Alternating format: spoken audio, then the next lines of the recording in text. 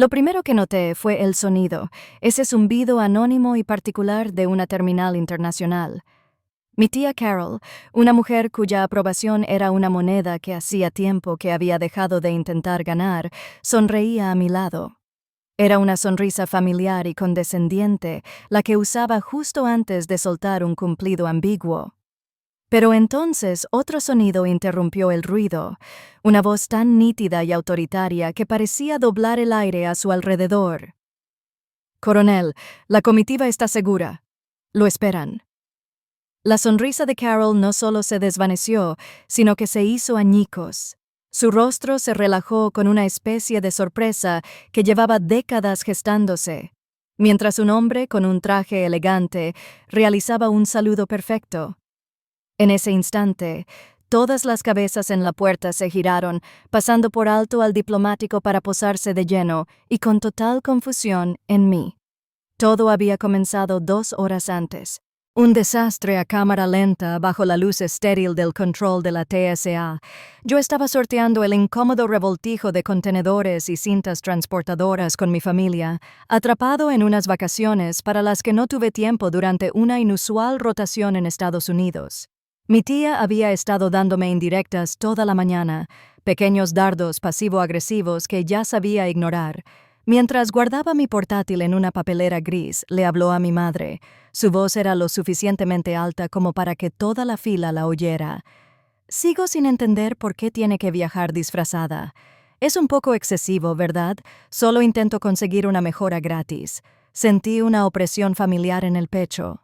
El recuerdo de una docena de despidos más, la vez que me llamó para mi comisión, un pasatiempo lindo, la fiesta de graduación que pasó preguntando cuándo conseguiría un trabajo de verdad que me permitiera usar vestido. No dije nada.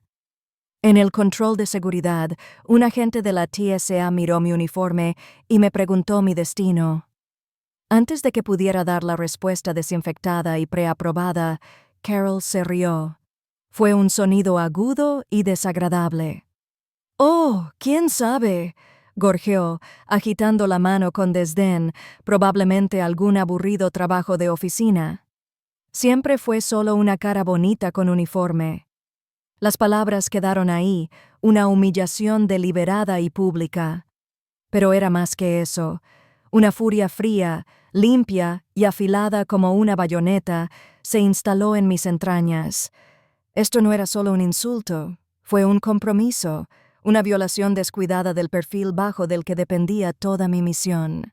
Mi tía rió entre dientes, guiñándole un ojo a la gente de la TSA, como si estuvieran en la misma broma. Pensó que solo estaba poniendo en su lugar a su sobrina, que era demasiado seria. No tenía ni idea de que acababa de difundir públicamente una evaluación desdeñosa de un oficial superior de campo frente a los mismos agentes federales en los que confío para la seguridad operativa. Para comprender el ajuste de cuentas que estaba a punto de desatarse en la puerta C-17, hay que comprender las 2 vidas que vivía. Para comprender realmente ese momento en el aeropuerto, hay que comprender la década que lo precedió. Durante 10 años, viví una vida de perfecta y dolorosa dualidad. Tenía 2 nombres, 2 identidades y 2 mundos que no podían ser más diferentes. Uno era un mundo de expectativas sofocantes y despidos silenciosos. El otro era un mundo de información clasificada y consecuencias absolutas. La línea que los separaba siempre había sido muy fina, y yo era la única que sabía cómo cruzarla. El mundo de mi familia se manifestó plenamente hace 2 Navidades. Recuerdo el calor opresivo de la casa, el aroma a pino y pavo asado, y el sonido de risas forzadas y brillantes. Mi tía Carol, una mujer cuya identidad se construyó meticulosamente a partir de su esposo, su carrera bancaria y los hitos tradicionales de sus hijos, se puso de pie para brindar. Brindó por su hijo, un gerente de marketing que, según sus palabras, acababa de idear una campaña revolucionaria para una nueva marca de agua con gas. La familia estalló en aplausos. Su pequeño logro corporativo fue considerado como un premio Nobel. Vi el orgullo en los ojos de mis padres, el mismo orgullo que había anhelado toda mi vida. Más tarde esa noche, sentado junto al fuego, intenté compartir un poco de mi propia vida. Acababan de seleccionarme para una beca altamente competitiva en el Consejo de Seguridad Nacional, un puesto que me colocaría en la sala donde se debatía la estrategia global. Intenté explicarle lo que significaba, su peso.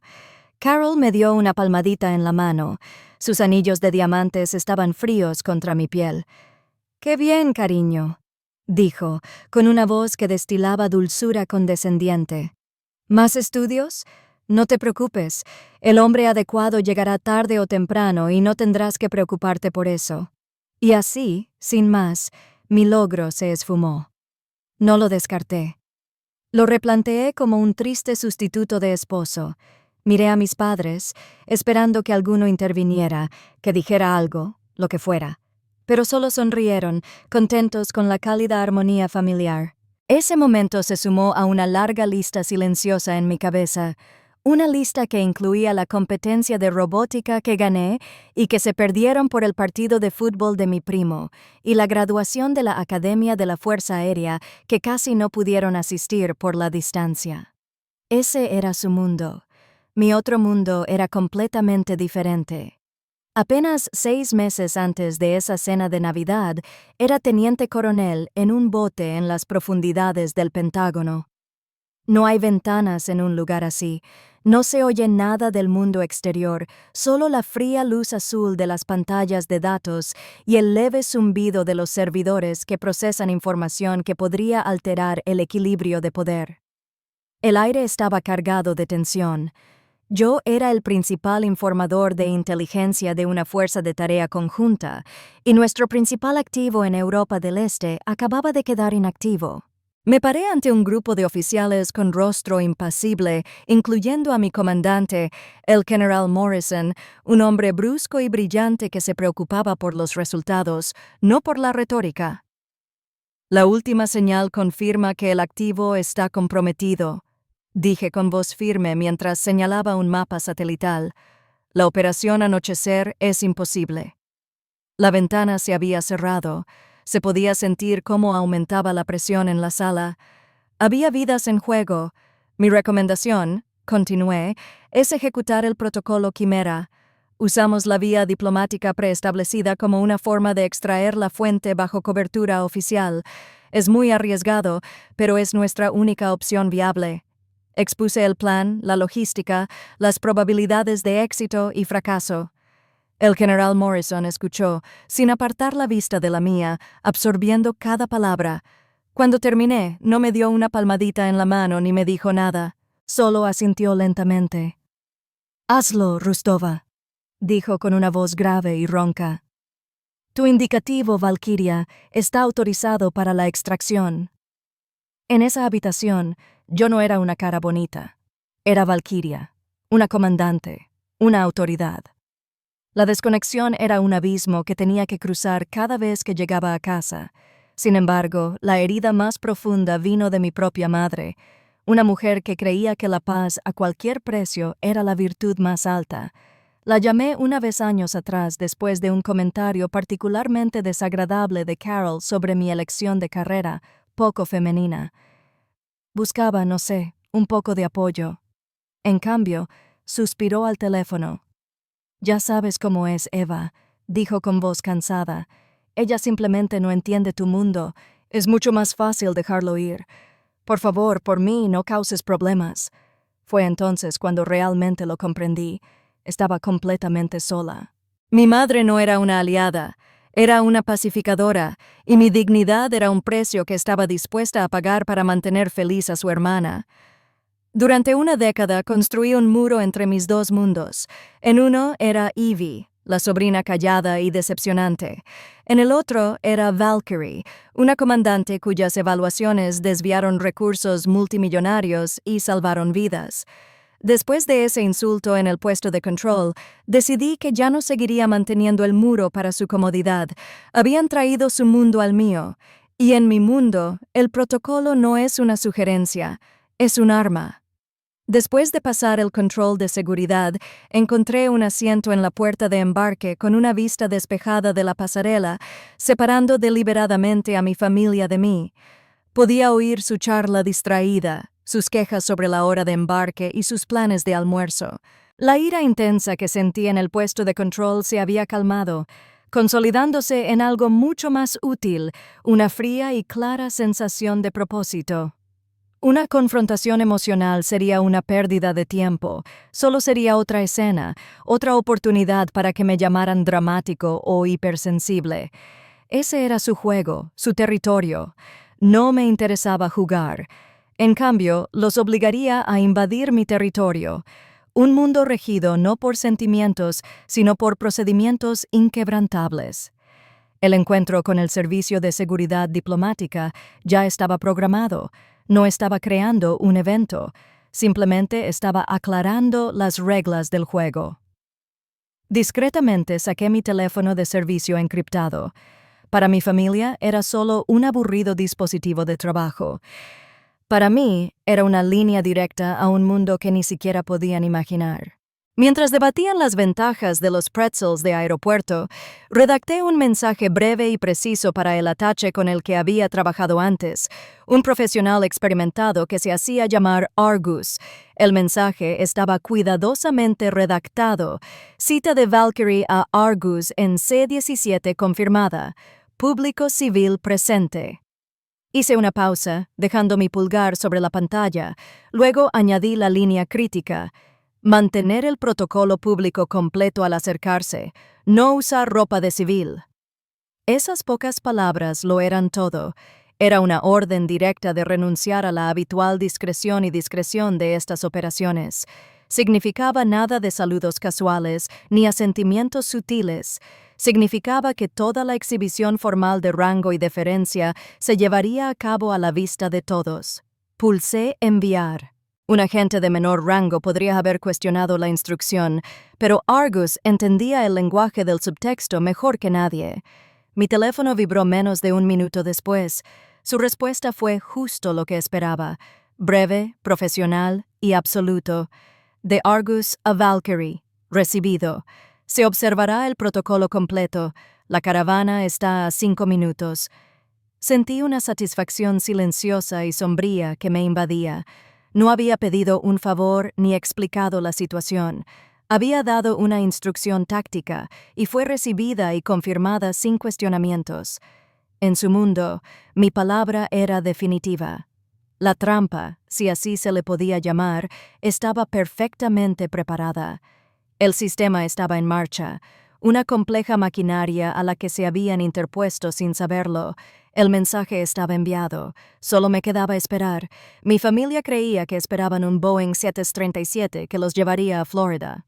No tenían ni idea de que, en realidad, eran espectadores de primera fila de un traslado diplomático oficial y de que la cara bonita de la que se habían estado burlando estaba a punto de ser llamada por su título. Los 5 minutos que Argus había mencionado se hicieron eternos. Permanecí de pie junto a las grandes ventanas de la terminal, un centinela silencioso observando el monótono ballet de carros de equipaje y camiones de combustible. Unas filas detrás de mí. Las voces de mi familia subían y bajaban en cadencias familiares de queja. Los asientos eran incómodos, el wifi era lento, la aerolínea tardaba una eternidad en embarcar. Estaban tan absortos en sus pequeñas quejas que no notaron el sutil cambio en la pista. Pero yo sí. Una hilera de luces azules y rojas parpadeantes apareció a lo lejos, deslizándose silenciosamente por el hormigón hacia nuestra puerta de embarque. Se acercaba una comitiva negra encabezada por 2 todoterrenos imponentes. Algunos otros pasajeros empezaron a notarlo, señalando y murmurando. Una oleada de curiosidad se extendió por la sala de espera. Mi familia finalmente guardó silencio. Sus quejas fueron reemplazadas por una curiosidad atónita. ¿De qué se trata todo esto?, preguntó mi madre, estirando el cuello para ver. Mi tía Carol, siempre experta en cosas que desconocía por completo, se burló. Probablemente sea algún político o una estrella de cine. Siempre arman un alboroto. Parecía más molesta que intrigada, como si este espectáculo fuera una molestia personal. Les di la espalda. Mi reflejo era un tenue contorno en el cristal. Vi cómo el vehículo delantero se detenía justo debajo de nuestra ventana. La coreografía había comenzado. El cambio dentro de la terminal fue instantáneo. Un repentino silencio palpable invadió la zona de embarque cuando dos hombres con trajes oscuros y perfectamente a medida aparecieron cerca de la entrada de la pasarela. No caminaron, se abrieron paso entre la multitud. Sus movimientos eran económicos y desconcertantemente eficientes.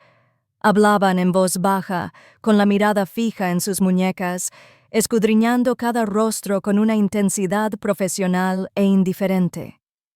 La multitud se apartó instintivamente. Detrás de ellos caminaba otro hombre, el Ates. Tenía el porte inconfundible de un agente federal de carrera. Tranquilo, seguro de sí mismo y con un control absoluto de su entorno. Recorrió con la mirada a los pasajeros reunidos, recorriendo docenas de rostros antes de encontrar los míos. Por una fracción de segundo, nuestras miradas se cruzaron.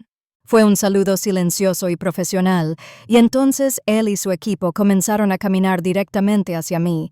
Mi familia observaba, con expresiones que pasaban de la curiosidad a la confusión. ¿Por qué estos hombres de aspecto serio se dirigían a su sección? Mi tía miró a su alrededor, esperando ver a una celebridad sentada cerca. Casi podía oír sus pensamientos. Esto no podía tener nada que ver con nosotros, con ella. A medida que el agregado acortaba la distancia, una extraña sensación de calma me invadió. No se trataba de venganza. En realidad, no. Se trataba de corrección. Era el proceso clínico e imparcial de una narrativa falsa que chocaba con un hecho irrefutable. Este era mi mundo, y ellos eran solo visitantes que habían roto las reglas sin siquiera molestarse en aprenderlas. Se detuvo exactamente a 1 metro delante de mí, como dictaba el protocolo. Sus tacones hicieron un ruido agudo y definitivo sobre el suelo pulido. Adoptó una postura rígida, una postura de puro respeto profesional. Toda la zona de la puerta estaba ahora en un silencio sepulcral, un vacío de respiración contenida y ojos abiertos. Con una voz adiestrada para imponer respeto, una voz que atravesó el silencio y llegó a cada rincón de la terminal, pronunció el saludo. «Coronel, la comitiva está segura. El agente está listo para el traslado. Lo están esperando». La palabra quedó suspendida en el aire, pesada y rotunda. Coronel. No era un nombre, era un título, era un rango, era una realidad que había negado durante toda mi vida adulta. Me concentré en el rostro de mi tía. La sonrisa petulante y condescendiente que había lucido como una segunda piel no se desvaneció sin más. Se borró bruscamente. Su boca se abrió de par en par. Su lápiz labial, cuidadosamente aplicado, de repente lucía estridente contra su piel ahora pálida. Una máscara de incredulidad pura y horrorizada era todo lo que quedaba. Parecía como si hubiera visto un fantasma, o peor aún, como si la persona a la que había menospreciado durante años se hubiera revelado de repente como una reina. La reacción de mi madre fue diferente, de alguna manera más dolorosa. Su mirada iba del atache que saludaba a mí y viceversa, intentando frenéticamente reconciliar a la hija que creía conocer con el oficial que tenía delante. No había comprensión en su expresión, solo una profunda y devastadora confusión.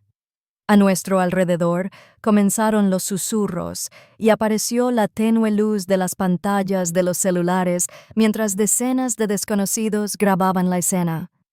Mi familia ya no era solo una familia de vacaciones.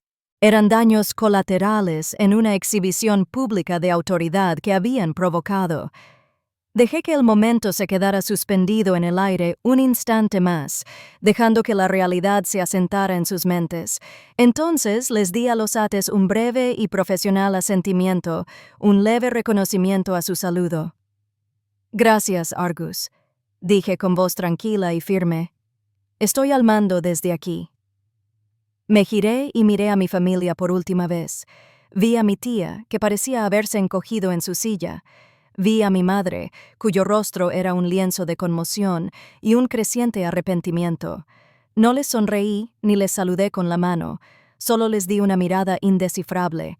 Luego les di la espalda y caminé con el equipo diplomático por la pasarela, dejándolos solos entre la multitud silenciosa y expectante.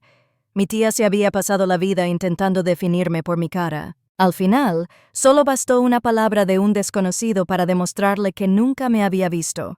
Nunca los vi embarcar en su vuelo a Florida. Mientras bajaba por la pasarela, el caótico ruido de la terminal se desvaneció. Detrás de mí, reemplazado por el silencioso y profesional zumbido de la operación, me escoltaron hasta la pista. La puerta del vehículo seguro se cerró con un golpe seco y definitivo. La misión transcurrió a la perfección. Una compleja serie de movimientos y contraataques a lo largo de los continentes, el mundo exterior del vehículo, el mundo de las vacaciones familiares y los insultos insignificantes había dejado de existir. Mi enfoque estaba en un solo lugar. Solo mucho después de asegurar el activo y completar la primera fase de la operación, revisé mi teléfono personal. Había un nuevo mensaje de voz. Era de mi madre. Su voz era un torrente frenético y sin aliento de disculpas y preguntas, con mi tía sollozando incoherentemente de fondo. Era un mensaje nacido de la conmoción y la humillación pública, no de una comprensión genuina. Lo escuché una vez, una confirmación definitiva del abismo entre su mundo y el mío, y luego lo borré. Un año puede cambiarlo todo. Era una tarde fresca en la base aérea de Ramstein, en Alemania, y me encontraba en un club de oficiales con vistas a la pista de vuelo. El espacio estaba lleno de uniformes de una docena de países de la OTAN, y el sonido de varios idiomas se mezclaba con el tintineo de las copas. Ya no era solo un oficial visitante en una misión especial. Era el comandante de mi propio escuadrón de inteligencia. Estábamos allí para reconocer formalmente la exitosa conclusión de la Operación Quimera, la misma misión que había comenzado con aquel momento de decisión en Dulles. Mi equipo de mando, un grupo de oficiales estadounidenses y aliados, entusiastas y dedicados, me rodeaba. Alzaron sus copas y mi oficial ejecutivo, un brillante mayor de la Real Fuerza Aérea, ofreció un brindis. No fue un brindis florido ni sentimental. Fue un reconocimiento sencillo y sincero del trabajo que habíamos realizado, de los riesgos que habíamos asumido y de las vidas que habíamos protegido. Al observar los rostros a mi alrededor, experimenté una sensación de pertenencia que nunca antes había sentido en la mesa de mi propia familia. Estas eran las personas que me conocían no como Evie ni como una cara bonita, sino como Valkyria. Conocían mi mentalidad estratégica. Confiaban en mi liderazgo y en mi juicio cuando todo estaba en juego. Nuestros lazos no se forjaron por la sangre ni la obligación, sino por un propósito compartido, respeto mutuo y la comprensión serena de las cargas que todos llevábamos. Discutíamos sobre estrategias tácticas, celebrábamos pequeñas victorias y lamentábamos juntos las pérdidas. Esta era mi familia ahora. Este era mi hogar, construido no sobre la base de expectativas heredadas, sino sobre la base del mérito adquirido. No les importaba con quién me casara ni cómo me pusiera. Les importaba que mis decisiones trajeran a nuestra gente a casa sana y salva. Más tarde esa noche, estaba en mi oficina revisando imágenes satelitales actualizadas de la frontera este.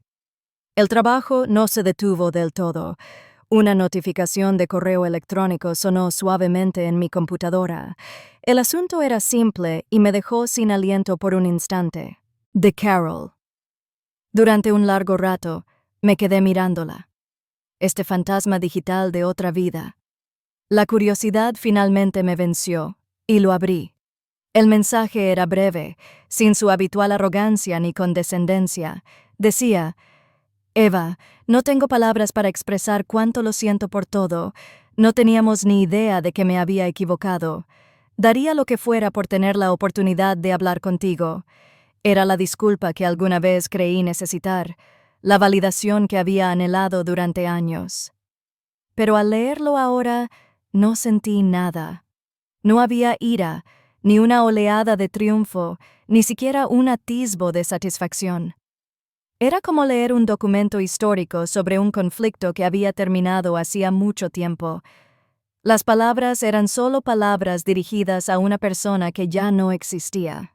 La paz que había encontrado no era algo que pudieran concederme con una disculpa.